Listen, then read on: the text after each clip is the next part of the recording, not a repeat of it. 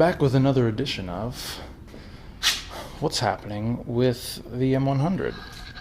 I've let it sit here for about a month while I was traveling and doing other things.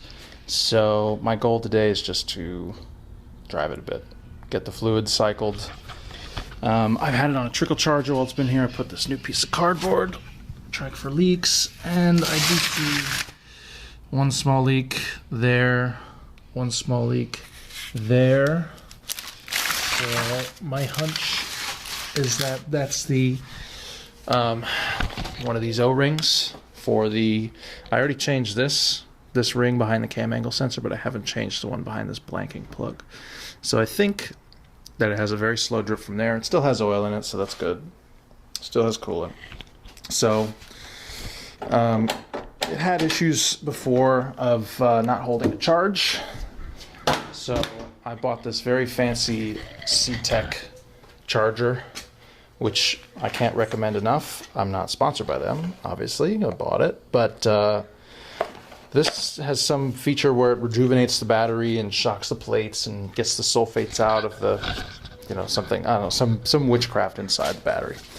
So, but you can also, the cool part about it is you can leave it plugged in forever and it won't do any damage to the battery, where some of these trickle chargers will actually overcook a battery. So I'm going to turn the charger off.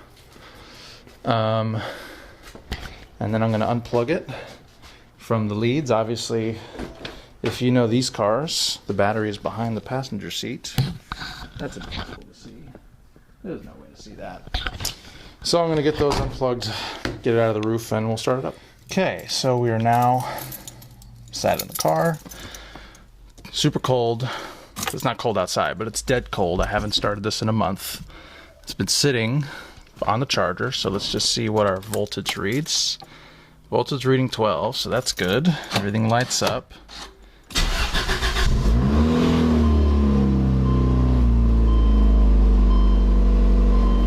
Kind of a high idle flare, but it usually flares up to about 2,000 RPM on cold startup, which really isn't my favorite, but I'm not sure what to do about that. Voltage reading good. We have oil pressure. I watch this gauge like a hawk because these cars are notorious for having their original oil cooler lines blow out from potentially high pressure, I would guess, but the crimps just get old. So I'm always watching this to make sure that it's not just falling off. But eventually my plan is to have a hydraulic hose maker come by and make me some new, maybe braided steel hoses. I had to put the roof down to disconnect the battery. Of course I need fuel. Dandy. But so far so good. So that's cold oil pressure. I have 540 oil in there right now. It's about 53 degrees Fahrenheit.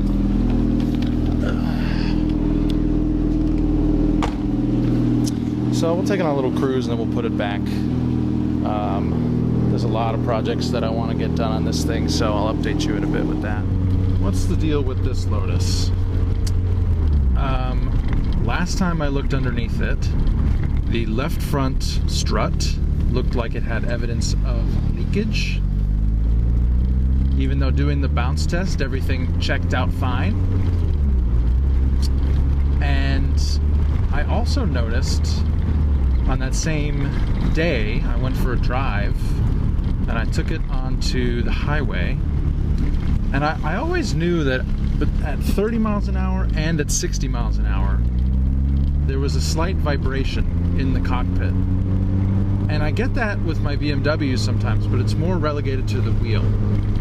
And I always attribute it to wheel and tire balance. So I figured that in this case, it was probably just the wheel and tire balance. But this particular time, I noticed that it was a little bit more distinct, and the shaking wasn't coming from the wheel. It was the cockpit. You can kind of see it do it now. Just a little bit. Some of that's the bumps in the road, but occasionally, especially right at about 60 miles an hour, the whole cockpit goes side to side just a little bit. When you speed up, it smooths out and goes away. So my solution before was always just to speed up.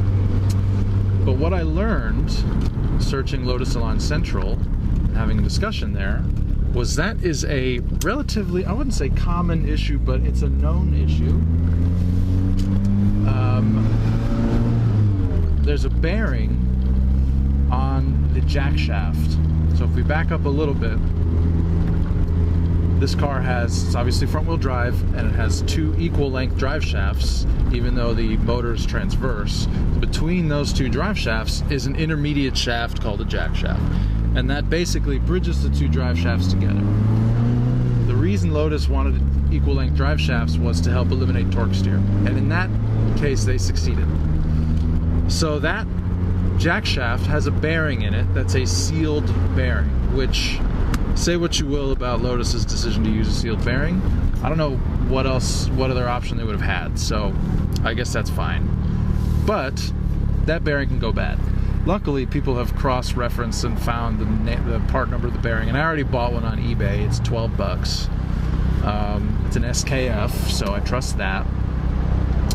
But to take the drive shafts out to do this job, you effectively have to take apart the entire front suspension. I mean, you don't have to, but it's a while you're in there, you might as well. So that's my pickle that I'm in right now, because as far as I know, this car has largely original suspension bushings, with the exception of the anti-roll bar drop links. So I'm kind of slowly planning a whole front end rebuild over the course of, I would guess, several weeks, because I have limited time and space. But effectively, I'm buying new adjustable struts, GAZ struts, from Southwest Lotus Center in the UK. Mike there has been a very great help. I will reuse my original springs because I don't need the car to be perfect, and if they've sagged a bit, it'll just make it look cooler because it'll be lower, so whatever. And I have a bunch of new bushings, which are not all readily available, but most of them I was able to find. Some of them are even polyurethane. The bushings for the A-arms, they've made some poly ones, so if I can replace something with polyurethane, I'm all for it, because some of these new compounds with poly act just like rubber. So that's basically the big next project on this car, in addition to the new oil cooler lines, which hopefully I'll do some kind of braided stainless thing, and then I won't have to think about those ever. And then at some point, I might want to paint the rear half of the car because the paint's all faded. It doesn't really affect my enjoyment of the car, but, you know, it'll make it look a little bit better. So that's the current state of affairs with the M100. But today we're just going to go for a little drive and exercise it and then put it back away. I'm going to try and not go over 60. We'll find out.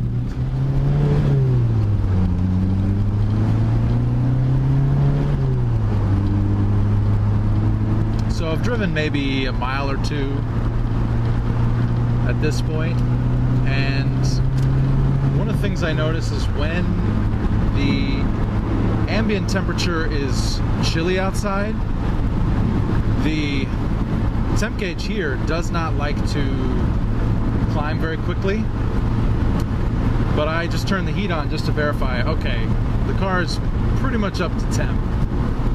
Once it's warmer outside, that gauge climbs really quickly, but there's something to do with the grounding point for that sender.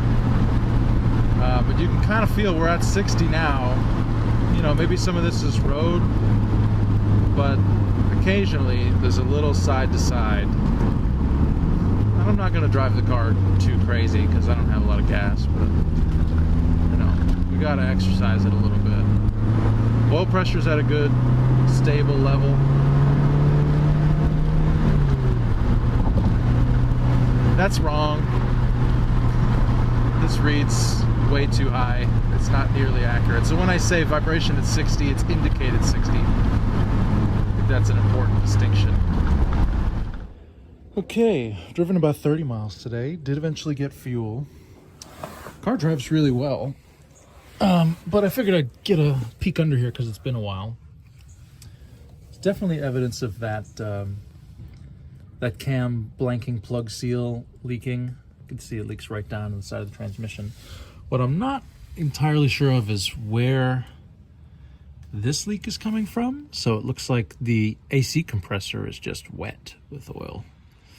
And I can kind of see, I know on camera it's not going to be as evident, but just like the side of the engine where the timing belt is, it looks like it's just wet here. And I know that I had the camshaft seals changed when the belt was changed, so maybe it's that. Maybe I just have to clean this area, but I had the timing belt changed a while ago, maybe in August, and it's now March, so that shouldn't be an active leak like that. So I'm wondering what else that could be. Potentially valve cover gasket, but I don't know if it would be coming from that high all the way down here.